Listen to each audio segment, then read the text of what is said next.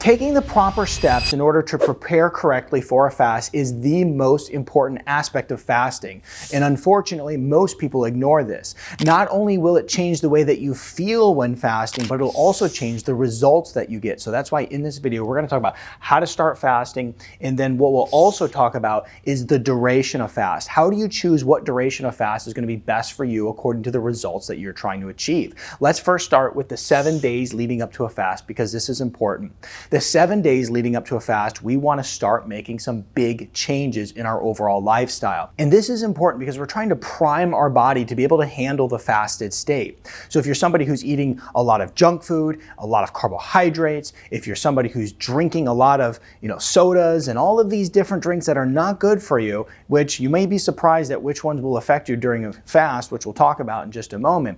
But if you're doing this and then you go into a fasted state, you will end up with fatigue issues, brain fog, you will end up with headaches to the point where maybe it even ends up in a migraine and you cannot continue the fast. You'll end up with flu-like symptoms. You won't feel well. Okay, so 7 days leading up to the fast, we're going to start making these changes. So stick with me here. The first is we're going to start really priming our metabolic system to be able to handle the fast. The way that we do this is we go sugar-free, okay? This is important because right now, your body is likely burning sugar for energy. And during the fast, your body is going to be expected to burn fat for energy. And so we want to really start helping our body bridge that gap and make that transition leading up to the fast so that when we start fasting, we're not hit with a ton of bricks and feel awful. So we want to prime the metabolic system to handle the fast. So go sugar-free, and this is really going to help you. The next thing we want to do is we want to focus on the macronutrients that we're eating. Macronutrients refer to how many fats, how many proteins, and how many carbohydrates we're consuming. Now, for most people, carbohydrates is the #1 key food that they consume all day long. And so what we have to do is we have to start making this change, because if this is your diet and you're somebody who's eating primarily carbohydrates and you got sugar in your diet and you go into a fast, oh man, are you in for a surprise. In fact, you probably won't make it through the fast because you'll feel so awful that you'll just be like, I need to stop because I feel like I'm dying right now. So what we want to do is we want to really start making that change, right? We said our body's going to go from a sugar burner to a fat burner. So what do we need? We need more fats. We want to up the fat content, eat more fats. We want to up the protein content, and we really want to start dropping these carbs down. Imagine if you're the average person consuming 350 grams of carbohydrates per day. Well, when you get to this 7-day mark leading up to the fast, you're going to want to start going, okay, 350 carbs per day. Now let's go to 250. Now let's go to 150, let's get to 150, all the way down to just taking you right down to like 50 carbs per day, so that when you go into a fast, it doesn't hurt quite as much. So this is a really important thing in order to get through the fast appropriately. We want to make sure we have lots of fats to work with in the body, lots of proteins, and then are cutting that carb content down, which is going to help with that transition. If you go from a sugar burner to a fat burner abruptly, strictly during the fast, you're going to feel awful. So we're trying to avoid that, remember. Next thing here is we really want to focus on eating good whole foods. If you're a big processed food eater, you got to take that stuff out of your diet leading up to the fast. All of these ingredients in these processed foods are very addictive. They can cause a lot of issues for you during the fast, right? We're already going to have a problem where maybe it's a little bit of a mental game for you. Maybe you're struggling in the sense of you've never fasted for that duration of time. We don't want food addiction issues to be a part of that. So let's make sure that we're sticking to good, healthy, whole foods. We're thinking meat, vegetables, and carbohydrates coming from like fruit, for instance. Now, what to drink leading up to the fast? This is important because if you're a big caffeine drinker, big coffee drinker, you really want to start cutting back on your caffeine. During a fast, what you're going to find is that all of these things that you're addicted to in the way of foods and caffeine and sugar, they can really hurt you if you're not prepping for it 7 days out. So we want to take that caffeine and really start tapering down.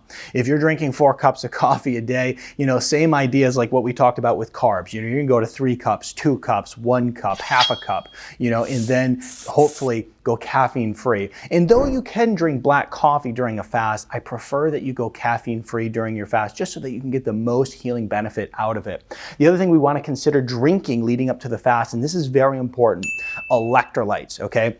If we have our body primed appropriately with lots of good electrolytes, it is going to mitigate the possibility of you dealing with a lot of fatigue issues, brain fog, headaches, muscle twitching, all the things. So lots of electrolytes. I'll put a link to the Electrolyte Plus electrolyte formula that we use here at New Vision Clinic in the description below. So link in the description below. This is what I use, and it's just a good, well-balanced electrolyte formula that really helps you stay hydrated and helps you deal with stress as well. So we want to do lots of electrolytes 7 days leading into the fast, and you're going to take electrolytes all the way through the fast. It will be very helpful for you if you drink electrolytes during the fasting time too. Now, the other thing you definitely want to consider, we talked about caffeine, we talked about electrolytes, but definitely no sugary drinks leading up to the fast. We want to go sugar-free. I'm telling you, a sugar addiction going into the fast is not pleasant. No sugary drinks, we're going sugar-free. So the next thing we want to think about is the day planning, meaning that like what day are you going to start your fast? And this is important because during the time of that fast, you want to make sure you know where you're going to be. You want to make sure that you're not going to be under a lot of stress physically or emotionally, and you want to make sure you're going to be able to handle the fast. You know, for instance, if you're going to be running all over the place and you're supposed to be at this person's house for dinner, obviously that's not a good time. Make sure that you plan it appropriately so you're not constantly tempted to break your fast or maybe just frustrated with the fact that you're dealing with so much stress outside the fast and then the fast is adding another stressor on. You want to make sure that you're in more of a relaxed state and that you don't have a bunch of obstacles ahead of you. So planning it out is really important. Know where you're going to be, know what's expected of you, and then make sure that you're in the proper mental state to stick to the fast and keep moving forward with it. Now let's talk about the duration of the fast. So this is something that really is personal. And I would say that if you're somebody who's never fasted before, then you're going to want to start with a 24-hour fast or even a 48-hour fast. Now, if you have some fasting under your belt, then you can go into a longer duration fast. But once again, I said it's more personal just because what you're going to find is that in these shorter duration fasts, 24, 48 hours, though you have health improvements and there's a lot of health benefits to it, a lot of healing occurs in the 3 and 4 day fast. So a 24-hour and a 48-hour fast are really good. If you've never fasted before, it's a great way to kind of put your foot into the longer duration water fasting. But if you're trying to overcome an obstacle in your health or you really want to see some solid healing take place, a 3 to 4 day fast is going to be best. Now, if you want to go beyond 4 days, that's really up to you. It just is something that you have to be prepared for. You have to know how to navigate. And really one of the big keys to being able to handle a longer duration fast like that is taking lots of electrolytes, drinking lots of water, getting lots of rest, and not pushing yourself physically during the fasted time. So the duration matters because it's all about what you're trying to accomplish. I'm Dr. Nick Zarowski. Give this video a thumbs up, share it with your friends, and it was a pleasure seeing you in this video. I look forward to seeing you in this video next.